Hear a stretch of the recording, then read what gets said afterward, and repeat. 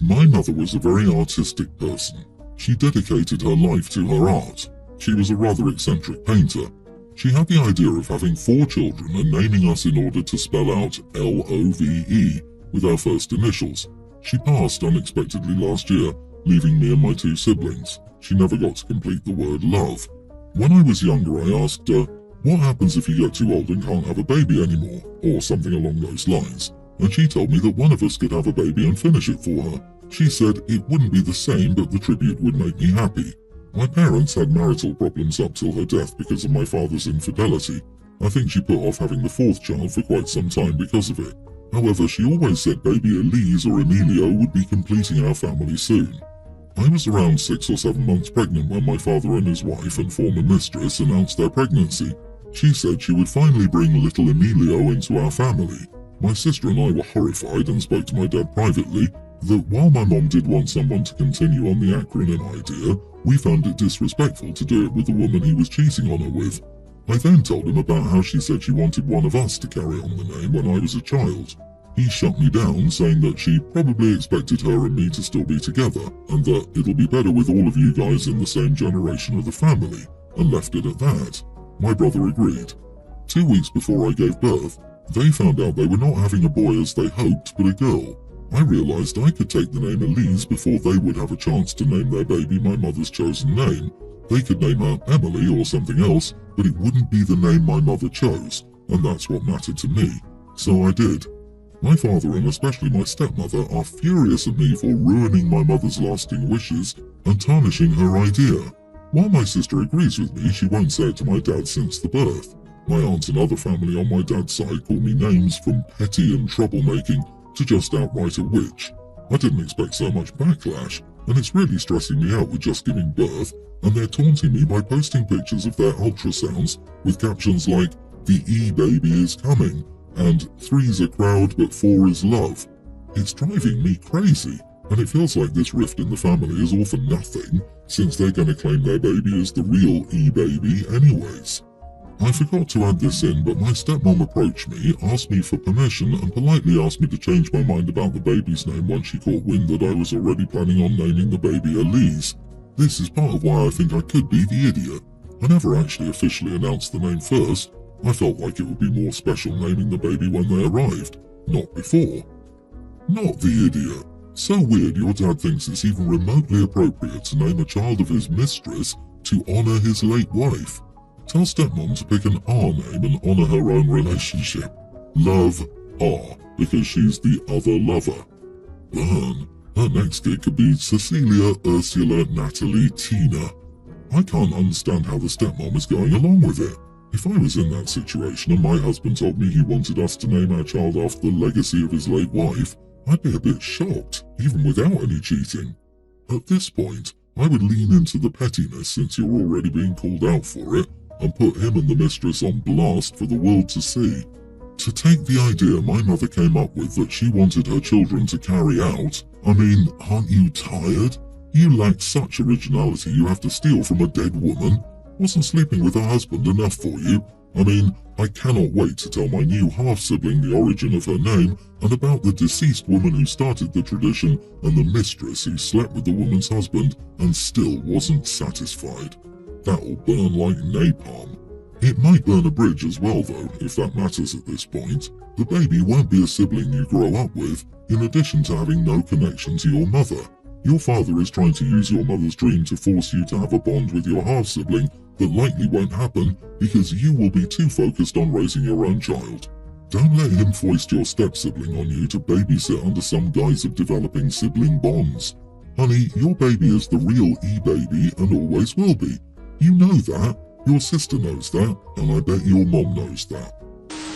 The other night I went on a super awkward double date and wanted a second opinion. I'm 27 female, friends with Amy, 29 female. Our husbands get along okay but aren't really friends.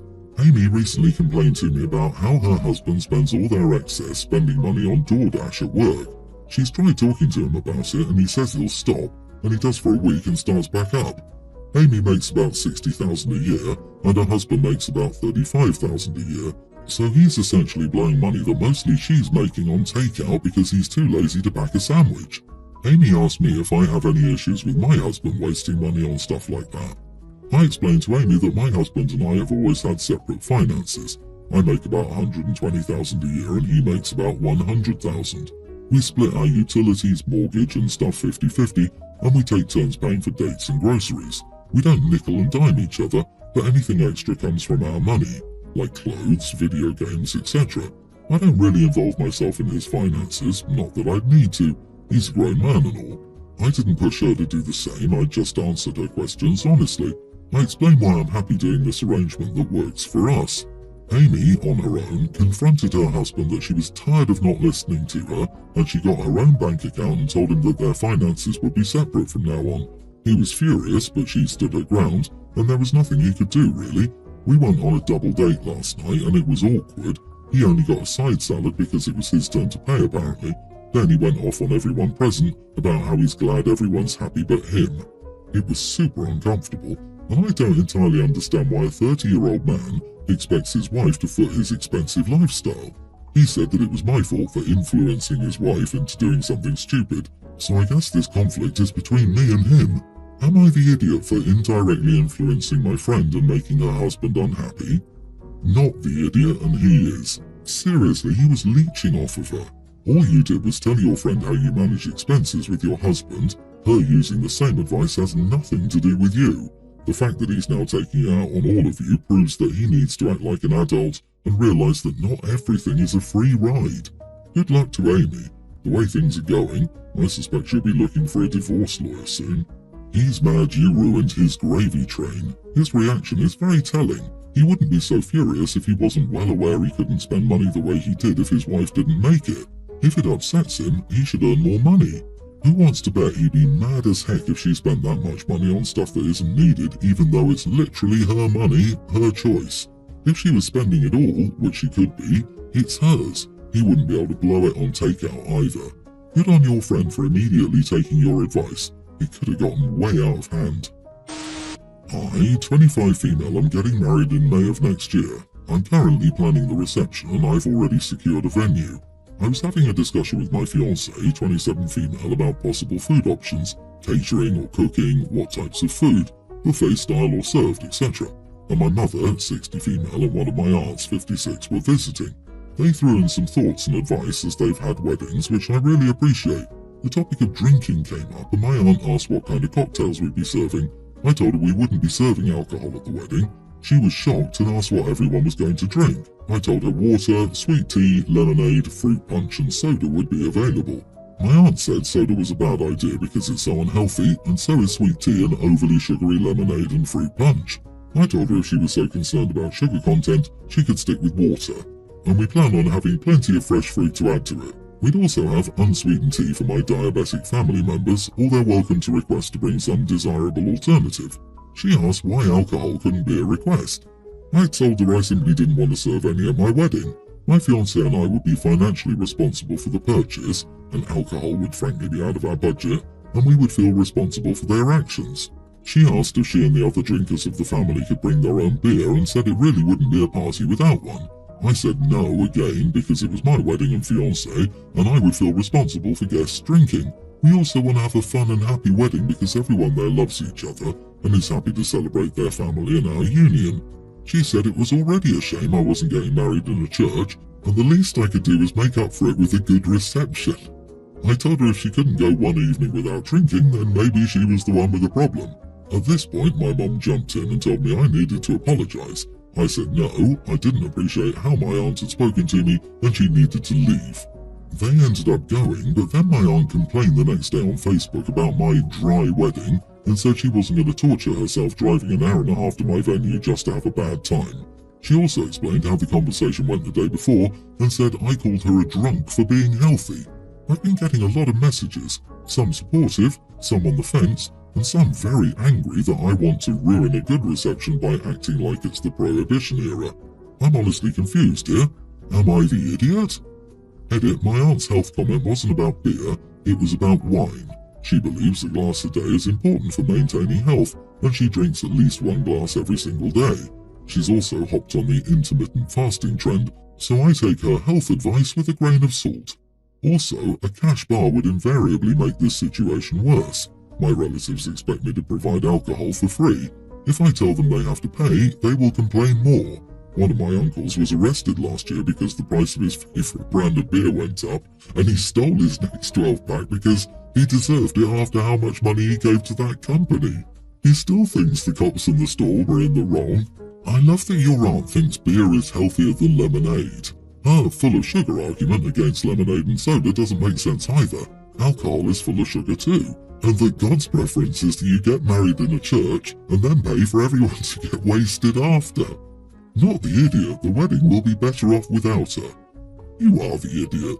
On what high horse do you feel the need to be responsible for other adults' consumption? I don't drink much at all, but I wouldn't go to a dry wedding, or if I did, I'd go to the ceremony and meal, then leave with half the other guests to a local bar and have an actual party.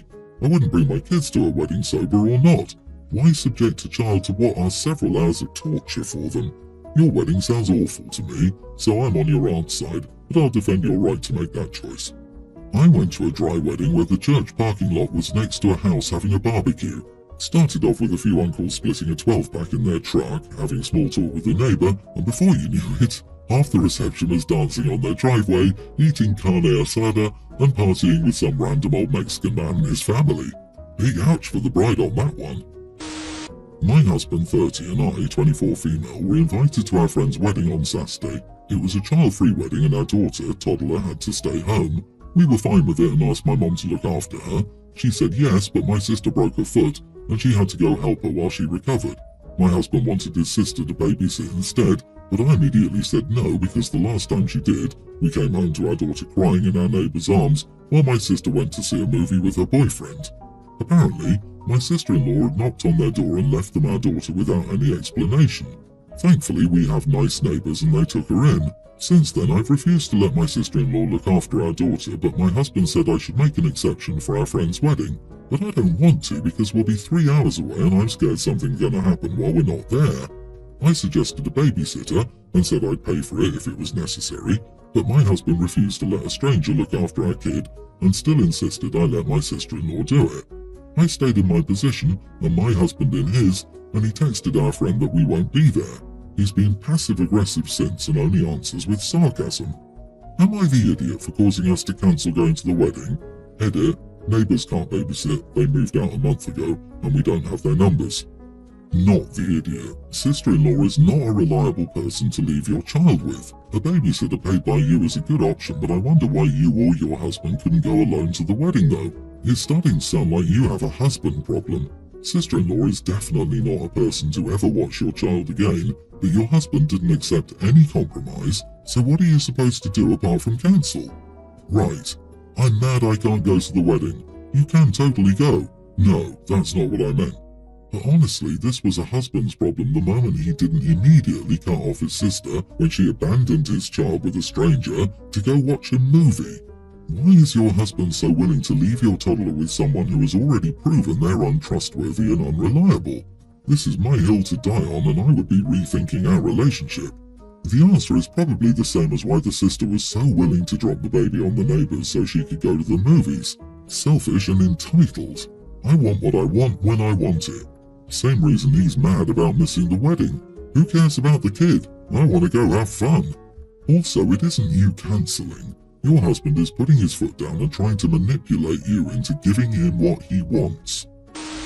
I, nearly adult, non-binary, live 50-50 with my mom and my dad's stepmom. I recently asked my stepmom to drive me to the drugstore to buy hair dye. I don't have a license. She said yes, and when we got there I picked out some silver hair dye. She got a sour look on her face and tried to convince me to go with any other colour, but I said no because I wanted silver. I asked her why she was so insistent and she said that silver hair was making fun of older people. She's in her late 40s and has a fair amount of natural grey hair.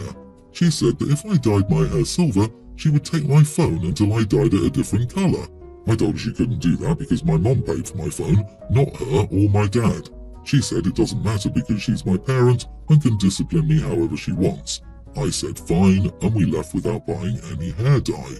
Well, a few days later, I went to my mom's house and she helped me dye my hair silver anyway. She didn't say anything about it being offensive and even said it looked great. The other day I returned to my dad's house with my silver hair and my stepmom freaked out. She did try to take my phone, but my dad stopped her because, surprise, surprise, my mom pays for it and she can't just take it without talking to my mom.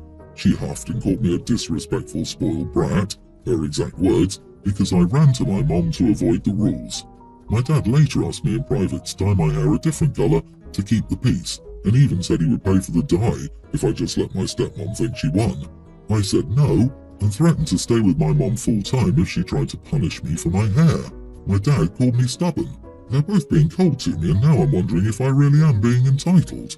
Am I the idiot? Not the idiot. Stick to your guns. They can make rules about their house, not about your body or what you choose to do with it. Sounds like the stepmom is projecting her insecurities about getting older onto you, and dad wants to keep getting laid. Yep, she is obviously sour grapes about getting older. I vote to stay with your mom full time. Stepmom is on a power trip and your dad is enabling her. This will keep happening until you leave. Just so you know, my mom, who's 69 and whose hair is 100% naturally light grey, loves this young people dyeing their hair silver trend. It makes her feel proud of her own hair.